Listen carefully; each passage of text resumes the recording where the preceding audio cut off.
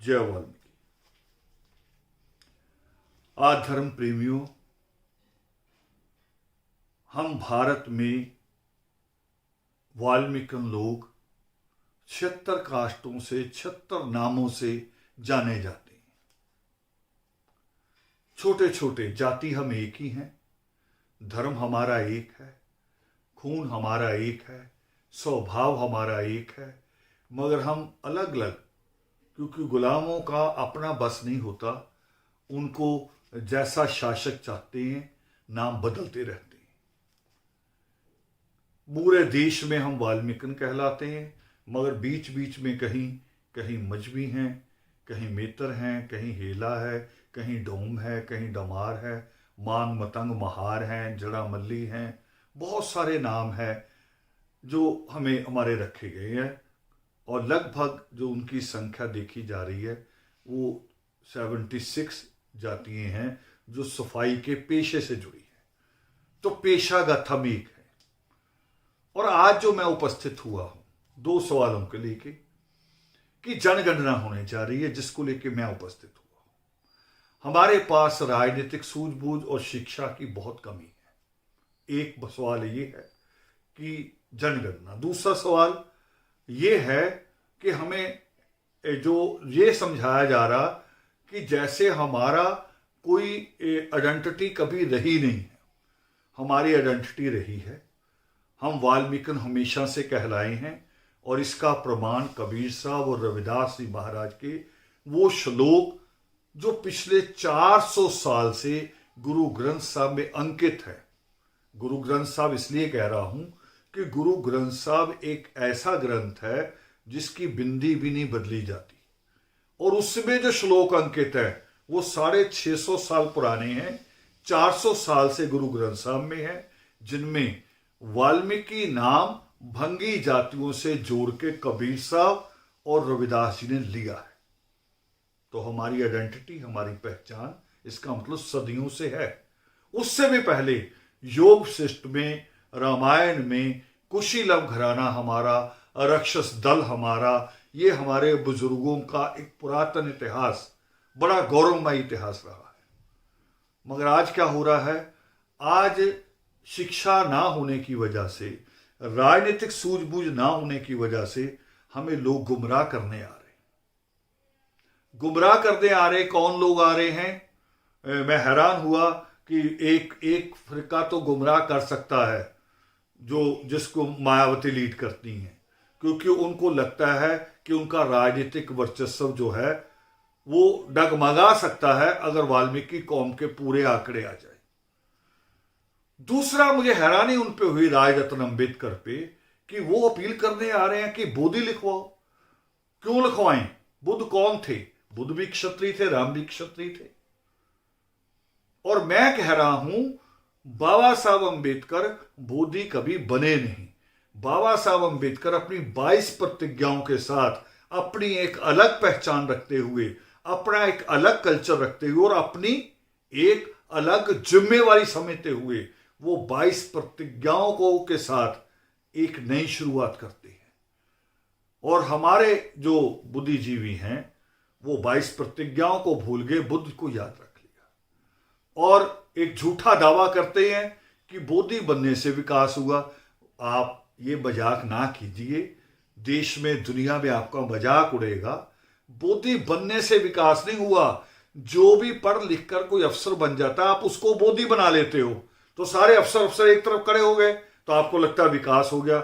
अगर बोधी बनने से विकास अगर हुआ है तो राजरत्न अंबेडकर जी मुंबई की बस्तियों में जाइए, पूना की बस्तियों में जाइए, नागपुर की बस्तियों में जाइए, शोलापुर की बस्तियों में जाइए, और जहां दलित बस्तियों की बात कर रहा हूं, जहां बुद्ध की प्रतिमा भी है। बुद्ध की प्रतिमा भी ऐसी जगह है जिसके आसपास सुअर घूम रहे हैं, संडास बिखरा हुआ है, विकास नहीं हुआ है। क्यों? क्योंकि हम सृष्टिकर्ता वाल्मीकि दयावान के ज्ञान की बात, उनकी कलम की बात, और बाबा साहब अंबेडकर ने जो कहा था कि शिक्षित हो जाओ, हम उस बात से भटके। हमने शिक्षा पे जोर नहीं दिया, हमने ज्ञान पे जोर नहीं दिया, हम धर्म परिवर्तन पे जोर दे रहे हैं। धर्म परिवर्तन से कुछ नहीं होता। एक सर्वमान्य मान्यता है भारत के बारे में कि भारत में आदमी धर्म बदल सकता है, जाति कभी नहीं बदलती। हमारे लोग सिख बने, मजहबी कहलाए, हमारे लोग मुसलमान बने, मुसल्ली कहलाए, आप बोधी बन रहे हो ना बोधी कहलाते हो, और जो बौद्ध धर्म के केंद्र है बड़े बड़े, वहां ना बोधियों को तो क्या बाबा साहब भीमराव अंबेडकर को भी मान्यता नहीं मिली।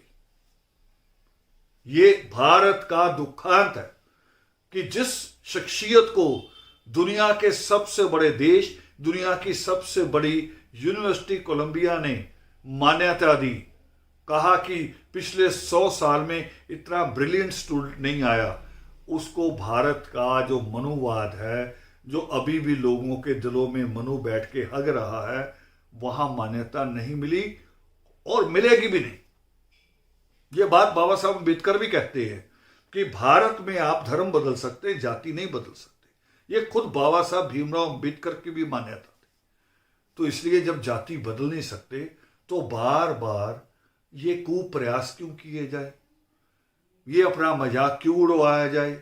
मेरी तमाम देश के सारे उन लोगों को 76 कास्टें हैं सफाई कर्मचारी के नाम से, उन सबसे अपील है मेरी सबसे कि जनगणना के कॉलम में अपनी स्थानीय जाति लिखवाते हैं आप, और साथ में वाल्मीकन लिखवाएं, वाल्मीकन लिखवाएं। जहां तक रही बात कि आप हिंदू गिने जाएंगे, तो आप संविधान की धारा 25 उठा के पढ़ लीजिए।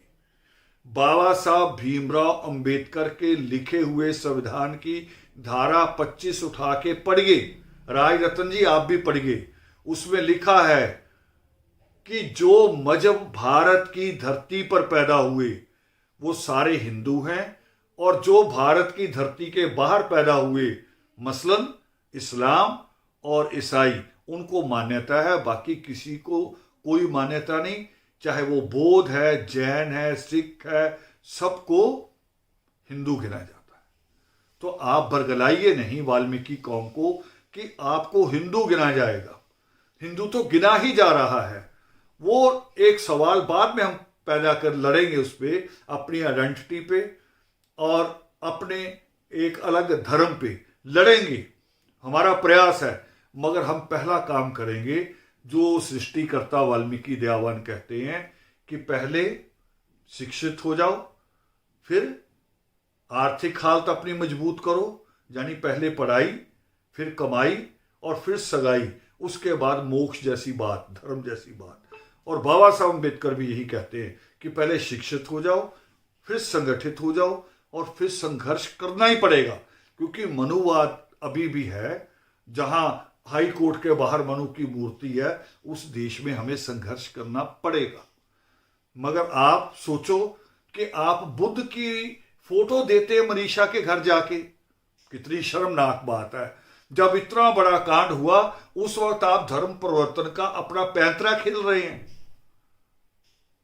और अगर बौद्ध बनने से जुल्म रुकता तो खैरलाल जी कांड होता। वो तो पहले से बोधी थे, पूरा परिवार बौद्ध धर्म इख्तियार कर चुका था, फिर भी हुआ। क्या अभी भी महाराष्ट्र में जहां ज्यादा लोग बोधी बने वहां क्या पक्षपात नहीं होता? वहां क्या एट्रोसिटी, उत्पीड़न नहीं होता? हो रहा है। ये उससे नहीं होना, धर्म परिवर्तन से नहीं होना। वो कोई ऐसा सुरक्षा कवच नहीं है। ये हमारे शिक्षित होने और संगठित होने के बाद रुकेगा, संघर्ष करना पड़ेगा।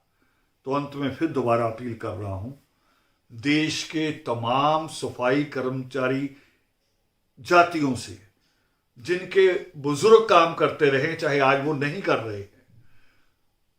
76 कास्टें हैं हमारी, अलग अलग नाम है, 76 नाम है अलग अलग, मगर हम मूल रूप में वाल्मीकन हैं। उन सब से मेरी अपील है कि 2021 की जनगणना में अपने जाति के कॉलम में स्थानीय जाति के साथ वाल्मीकन लिखाएं। यही हल है, दूसरा कोई रास्ता नहीं है। जय वाल्मीकि।